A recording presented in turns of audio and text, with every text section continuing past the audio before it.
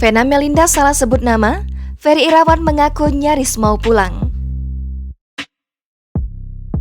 Ada sebuah momen lucu dalam acara lamaran pasangan artis Vena Melinda dan Ferry Irawan yang berlangsung di Pantai Mutiara, Penjaringan, Jakarta Utara, Rabu 9 Februari 2022. Momen itu saat Vena Melinda salah menyebut nama calon suaminya, Ferry Irawan, yang justru menjadi Ferry Salim.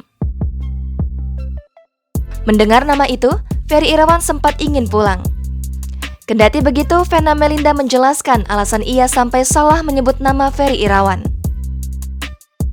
Lebih lanjut, Ferry dan Vena tak memusingkan hal tersebut. Keduanya bersyukur acara lamaran itu berjalan dengan lancar.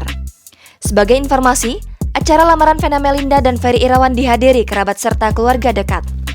Ada pula kehadiran Atala Naufal serta Farel Bramasta. Acara itu juga digelar dengan protokol kesehatan yang ketat.